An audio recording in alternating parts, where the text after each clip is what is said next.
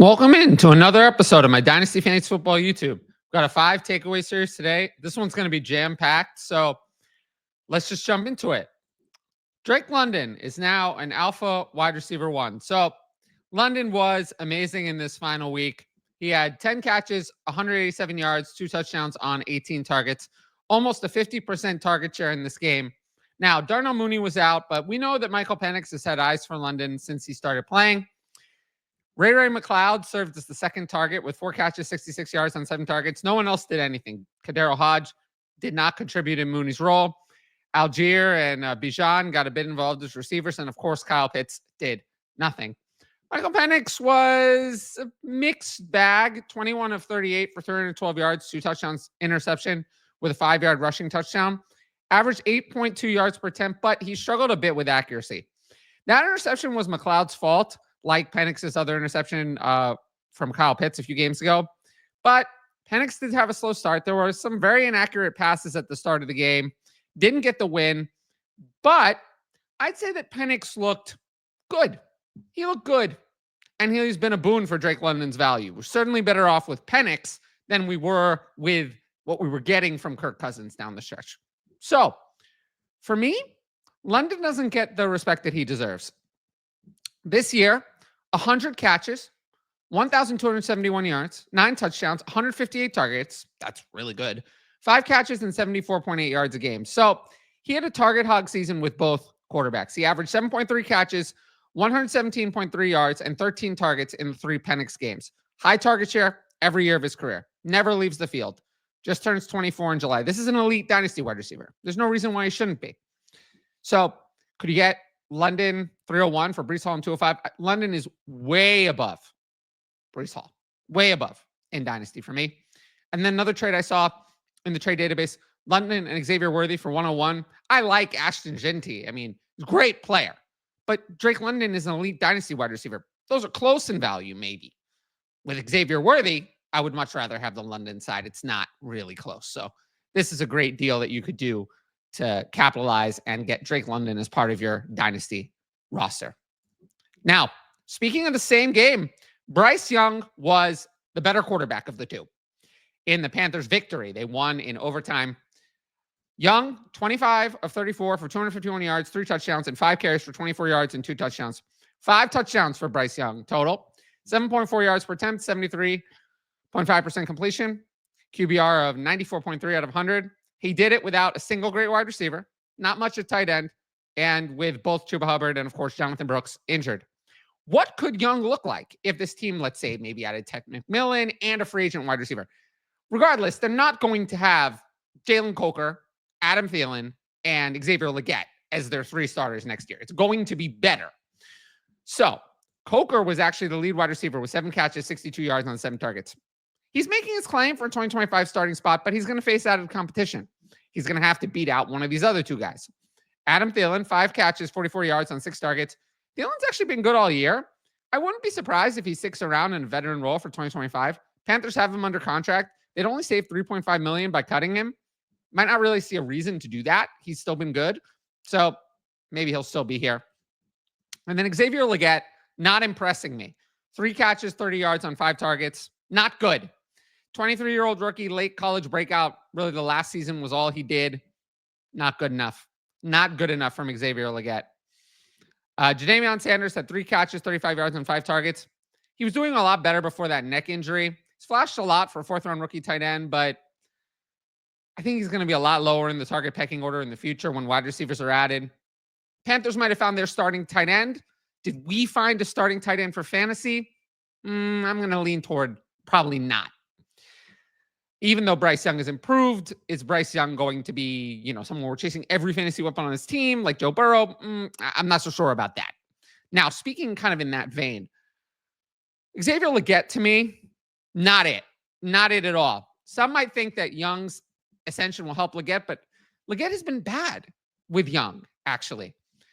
Legette, in 16 games, 49 catches, 497 yards, 4 touchdowns, 84 targets, 3.1 catches, and 31.1 yards a game. Adam Thielen, almost double the yards of Legette, despite dealing with injuries and being 34. Thielen had more yards and 1 fewer catch, despite playing 6 fewer games. Jalen Coker was better than Legette on a per game basis. Deontay Johnson, when he was here, was way better than Legette. Even a healthy Jatavion Sanders was kind of on a similar level to Legette. Legette averaged 1.19 yards per route run, 81st among wide receivers, despite facing almost no real target competition. This is bust territory. I don't see it with Xavier Legette. I don't know if he's even going to be the wide receiver 2 on the team next year. He hasn't proven he's better than Jalen Coker or Thielen, let alone incoming competition. So I'm out on Xavier Legette entirely. I have not seen what I wanted to see. Could you add a 27 third to him to get a 27 first? I'd do it and just move on. Or someone like Michael Pittman, older, in a bad situation, but I think Michael Pittman has more fantasy relevant games in his future than Xavier Legette, who could literally have 0 fantasy relevant games in his career. Done with Xavier Legette. I have no interest in him at anywhere near his current value. Now, next one. Bucky Irving and Jalen McMillan cemented their roles, at least for now. So you could see this game, the Bucs season was on the line, and they feel that Irving and McMillan are essential parts of their offense right now. So Irving had 19 carries, 89 yards, touchdown, and 2 catches for -5 yards on 5 targets. Ironically, he had caught all but 2 catches before this game, so receiving performance was not what we expect. But what changed was the snap count. Irving played a season-high 72% snap share compared to just 27% for Rachaad White. White didn't have a single touch in this game, 0 touches. Bucky Irving is the clear starter for the rest of this year. And for 2025, I don't have any doubt really about Irving. He has been hyper efficient all year. I think that the Bucs are going to run back this backfield. I'm not expecting a challenge to Irving's starting role. White is still under contract. They found Sean Tucker as a good RB3. So I'm fully confident in Bucky Irving for 2025. Never want to get too many years out ahead of ourselves from running backs. But for 2025, I'm confident in Bucky Irving. Jalen McMillan, 5 catches, 74 yards, touchdown on 6 targets and 1 carry for 6 yards. Now, again, he played a season-high 88% snap share. We finally got to the full-time role. McMillan and Evans were the 2 every down wide receivers. They both played the same 88% of snaps. Outside of McMillan, Evans, and Irving, no one else on the offense touched the ball more than 2 times. Those are the 3 pieces of the current offense who matter. All the other guys are not really that important. However, I'm a little nervous about Jalen McMillan's value. He had a great end of year, but most of it came from touchdowns. He averaged 4.8 catches, 63.2 yards, and 6.2 targets a game over the final 5 games, but he scored 7 touchdowns. Those are nice numbers, but even with everyone hurt, that's not going to be enough targets and catches. So, and 7 touchdowns in 5 games is not a sustainable pace. That's not going to continue. All of these games came with Chris Godwin out, 3 of them with Cade Otton out. McMillan didn't have a single game with more than 7 targets, more than 5 catches, or more than 75 yards. So on the sticky things, he wasn't anything great. So the Buccaneers are not going to go into 2025 with just Evans, McMillan, and nothing else at wide receiver. That's not going to happen. Sterling Shepard playing a 62% snap share cannot be the 2025 plan. I do think there's a good chance the Bucs retain Godwin. They have a lot of avoid money on him, so they have an incentive to retain him if they can. Godwin did have a serious injury, but it wasn't the multi-ligament type, nor was it late in the season. So I think Godwin is going to be ready for week 1. Even if he's not 100%, he's not going to be irrelevant. If he's playing, he's going to be relevant to the target pecking order in this offense. But even if they don't retain Godwin, they're going to add another wide receiver via free agency or via the NFL draft. It's not going to just be what it is now. I'm not saying Jalen McMillan's going away. He's a good player. He's going to be someone that we talk about for Dynasty for a while. But to be fantasy relevant in 2025, he's going to have to either duplicate the insanely high touchdown rate or earn significantly more targets than he did this year. So if I could sell Jalen McMillan, even for a first in 2027, I would still do it because I'd rather just have that first than have Jalen McMillan. And then I saw this one interestingly, combine Jalen McMillan and the 107 for Jordan Love in Superflex. Jordan Love is a high-end quarterback in Superflex. 107 in this class is not going to be high-end anything. So I would much rather have Jordan Love here. This is a good move, I think, to buy Jordan Love. Now, if you like my YouTube content, you should sign up for the Patreon. Right now, I'm offering a 50% discount at all tiers using the code TylerYT. You get my rankings, access to the Discord, and the ability to ask in advanced questions for the YouTube videos. There's also some other stuff, which you can all find up there at patreon.com/fantasy advice. Click on the link in the top right corner. Tiers begin at just $6 a month, $3 with discount, include all of that. If you want to know more about Patreon, check out my why you should join the Patreon videos on the channel. Really, I'm offering 2 things on the Patreon that you cannot find on here. Number one, I'm going to do write-ups. One of my first series, I'm going to do a write-up about every team. We're going to start with the teams out of the playoffs. That's not going to hit on the YouTube algorithm. So that's something that's going to be behind the Patreon paywall. And then the second thing is interacting with me. I do kind of respond in the YouTube comments, but the YouTube comments are not places to ask me Dynasty trade advice. I'm not taking Dynasty trade questions there. I'm not taking what you should do in your startup draft there. Those questions will be answered only on the Patreon, where I cover this 24/7, 365 days a year. So if you're looking for my Dynasty advice, that will be on the Patreon moving forward, and that will not change. So again, I hope people sign up. And with that said, we'll move into my next takeaway.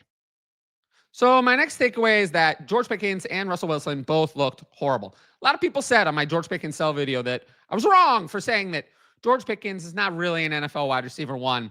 And I'd love to get my apology because he looked horrible. Horrible again, with more drops, more antics, and a terrible game. 1 catch, 0 yards on 6 targets. I mean, 3 of these were definitely catchable. He vanished from existence despite playing against the Bengals, who are a joke of a defense. People always make this mistake. They overvalue the highlight plays. They undervalue the boring volume. Boring volume is key for fantasy football. It's important for real life too. And Pickens is nothing special. I mean, we know what Pickens is. He's, someone who needs to be the wide receiver 2 behind a target hog type wide receiver 1 for the offense to be capable. You cannot have a really good NFL offense where Pickens is your wide receiver 1. Can't do it. Can't do it. He's not good enough. He just isn't good enough. He's not reliable. Makes highlight plays, but not reliable. Never will be. So if you're thinking that he will be, wasting your time. He's overvalued for Dynasty. I've been saying this forever. And I think he's going to continue to be overvalued because this bad game came in week 18 when it didn't hurt you for fantasy. So I have zero interest in Pickens at his cost. Haven't for a long time. Still won't. Speaking of zero interest, Russell Wilson, also terrible. Terrible. 17 of 31 for 148 yards, touchdown, 4 carries for 16 yards. Miserable 4.8 yards per attempt. Took 4 sacks, and he's completely regressed. He's been bad for a while. It's not just this game. Pat Freiermuth was a highlight. 8 catches, 85 yards, and touchdown, 11 targets. Don't be fooled. It was nice, but Freiermuth has delivered another season like 2021 and 2023. Not the horrific nature that, or 2022, sorry. 2023 was horrible. But we see 2021, 2022, and 2024 are very similar. He's not a difference-making tight end. He should be the 3rd pass catcher on a functional offense. This Steelers team is not that. But Pat Freiermuth is not going to be someone. He's not going to win your fantasy league. In these cases where there are not functional wide receivers, he might be startable. But you're not counting on him to be a difference maker long term. Now, what would I do? I'd get rid of Russell Wilson. I'm starting to think Russell Wilson being a starter for 2025, especially all of 25, is nowhere near a guarantee. Last 5 games have been terrible. Failed to exceed 6.6 yards per attempt in any of them. Managed to take 15 sacks over that period. Averaging 5.7 yards per attempt over that time. To me, looks like he's hit a wall. Fading away at age 36. No mobility. 11 sacks taken over that, over 11 starts. 33 sacks taken, over 11 starts. 155 yards rushing. No mobility. The idea of giving Russell Wilson a multi-year deal is crazy to me. I think he's done. And I would look to move on. I'd consider selling him for a 26-second. Darnell Mooney buying low if people think that Darnell Mooney is gone or irrelevant. I'm still pretty in on Darnell Mooney for next year. So this would be something I would do to sell Russell Wilson. I just take what I can get at this point. Now, my final takeaway is that Sam Darnold had a miserable game, but is still a clear 2025 starter. I get it. Whenever a quarterback bombs on a primetime island game with everyone watching, people make big statements. And Darnold was horrible. I mean, absolutely horrible. 18 of 41 for 166 yards with 3 carries for 10 yards. 4 yards per attempt. Hurt all the receiving weapons. Justin Jefferson, 3 catches, 54 yards on 9 targets. TJ Hawkinson, 2 catches, 9 yards on 8 targets. Jordan Addison, 1 catch, 0 yards on 6 targets. Darnold targeted those big 3 weapons 23 times and came up with a total of 6 catches for 63 yards. He was terrible, but we can't just dump every quarterback that has a bad game, because then you'd have almost nobody left, or count a bad game 5 times as much because it was an important game or an island game. That's a mistake. I'd be in on Sam Darnold and Superflex at the right price. The idea that a quarterback who went 14-3 as a starter will just somehow not be a starter in 2025 is a joke. It's a joke. It's not going to happen. Darnold in 17 games, 66.2% completion, 35 touchdowns, 12 interceptions, 7.9 yards per attempt, 254.1 passing yards a game. This is a top 10 passing season. 6th in yards per attempt, 5th in passing touchdowns, 7th in passing yards per game. Whenever quarterbacks struggle in island games, people overreact. NFL teams make decisions based on the whole year, and they don't overweight a single game like we do. Did we forget that Darnold torched the Packers just 1 week ago? Just 1 week ago, he torched the Packers. We were talking about $50 million a year. Now people saying he's not going to be a starter. That's not going to happen. That's not going to happen. There are 3 choices. He's either going to sign a long-term deal with the Vikings, a long-term deal with another team, or the Vikings will franchise tag him. I think the franchise tag is the smartest move for the Vikings. They can leave their options open. They can choose to trade Darnold to another team that might want to give him a long-term deal. They can play Darnold next year. That's what I would do if I were running the Vikings. Regardless, Darnold's going to be a starter next year. It's not going to change. I'd consider buying him for something like the 111 in Superflex, or Chase Brown, who makes me very nervous that he's going to be replaced this offseason in Superflex. I do these things to buy Sam Darnold. This is going to be a very long episode, but we're going to run through the NFL news pretty quickly. Patriots fired Jerod Mayo. This was given to me. Mayo was completely incompetent. Patriots also fired offensive coordinator Alex Van Pelt. I expect them to hire Mike Bravel, but my eyes will be on the offensive coordinator choice. We're going to see. That'll be interesting. Not much to say here. Jaguars fired Doug Pederson. Again, basically given to me. He was on borrowed time for most of the year, but the Jaguars did keep Trent Baalke as general manager. I don't know why. He's a terrible general manager. I think that's going to make it hard for them to attract an exciting head coach like Ben Johnson. But again, there's not too much to say here about this. Deshaun Watson suffered an Achilles setback. He'll never play for the Browns again. This is going to allow Browns to recoup some money via insurance and help them on the cap for 2026. I think the Browns are going to take a quarterback at 2 and then sign a veteran bridge maybe to start half the season, like Kirk Cousins, Daniel Jones, Mac Jones, etc. Deshaun Watson will never play for the Browns again. I don't think we need to talk about Deshaun Watson as a dynasty asset anymore. I think he's done. Blake Corum, fractured forearm. Nail in the coffin on a lost season for Corum. He'll miss the postseason and a chance to earn a bigger role for 2025. Not a young running back. He turns 25 next year. Didn't do anything. 58 carries, 207 yards, 3.6 yards a carry, and 7 catches, 58 yards. He had a lot of experience. He should have been ready. Didn't really nothing. I mean, I don't think Corum's a challenge for Kyron's role next year. In fact, I'm actually more nervous that the Rams bring any serious competitor for the backup job, because I don't know what Corum showed this year. And Kyron enters the contract year in 2025. I'm not sure that they're not going to look at that and see we need another running back in this room. So Blake Corum, I've lost pretty much any interest in Corum. Christian Watson, this sucks. I mean, he suffered an ACL tear when he was already injured in a meaningless game. I don't know why he was out there. But the timing of this injury means Watson's probably not going to make any impact in 2025 and will head into free agency in 2026 coming off an injury. I don't know. I mean, Watson turns 26 in May. Hasn't made a consistent impact in any of his seasons before this injury. I'm just done with Watson for Dynasty. He's not worth the wait. He hasn't been good enough to wait for him to come back maybe in 2026 at 27 years old. No interest. I think the Packers, though, will add a wide receiver this offseason. Can't count on Watson now, so they need an outside wide receiver to add to the mix. Free agent could be a good idea. Devontae Adams reunion, if he's cut by the Jets, I think would make a lot of sense. Something to consider, but they're going to add somebody. They're not going to go in with just Reed, Dubs, and Wicks. That's not good enough. Someone will be added. Keep an eye on that. Tyreek Hill wants out of Miami.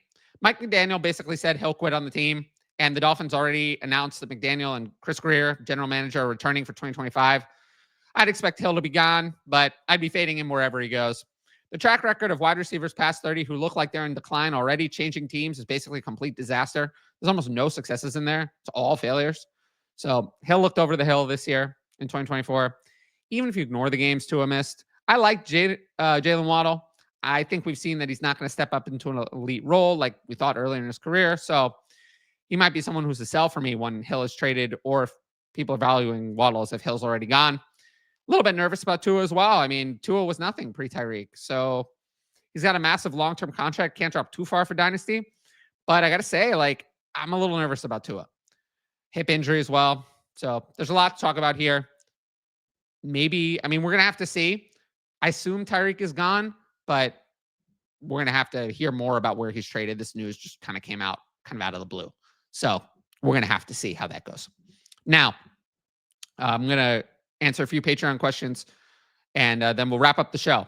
So when is a good time to move off young players who still carry value but haven't shown they can be a reliable dynasty asset? That depends on the player and their value. In general, and there are some exceptions, but in general, if you move off players who have face planted or done incredibly badly as rookies, incredibly badly is like Jalen Polk, for example. If you just get rid of them for anything, you're usually better off. Those players almost never hit. What's your approach to determining if a second half uptick in production is a sign of that player breaking out, or if it was simply a result of the change in the situation role? That's so situation dependent. I mean, there's not a one-size-fits-all answer. There's everything from it means something, but maybe not everything, like Jalen McMillan. This is an elite player, to Brian Thomas. Somewhere in between, Xavier Worthy, not so sure about what happens when Rashee Rice comes back. Situation dependent. How good did they look like in real life is another example. But yeah, it really depends on the situation. There's not a one-size-fits-all answers. But I will say, in general, outside of the really elite guys, most rookies are better in the second half of the season than the first. So it is something that we should expect to be something that occurs. Are there any players you see that had their value affected positively or negatively from the coaching changes so far? Not really. I mean, we don't even have new coaches yet. So no, I'm not focusing on moving players for coaching changes. I need to see who is hired, who the offensive coordinator is. So no, in short, is my answer to this. Has anything happened this year that changed your process on overall dynasty evaluations? Yes, actually. I think that we actually need to fade severely injured players even more. I think too often we see that these players don't return to their pre-injury form, or they take years to do so. Years is too long. I don't want to wait years for something. To make it clear, I'm not talking about injury-prone players. We know that's a myth. That's a myth. That doesn't exist.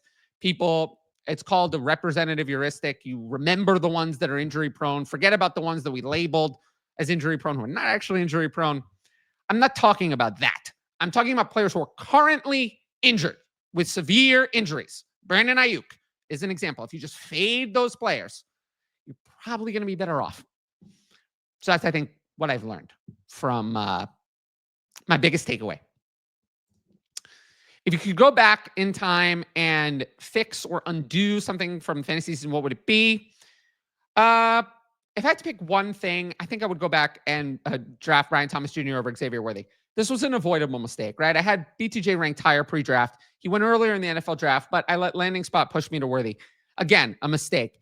Running back is different than wide receiver. Running back touches are more given than earned. So landing spot is more important because a good running back, no matter how much we like them, can get buried behind a strong starter like Zach Charbonnet did.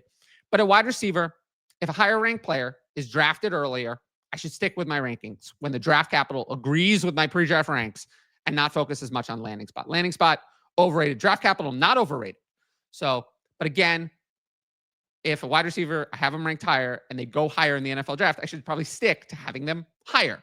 So that's kind of my lesson. I think that would be the one thing that I would undo and focus on in the future.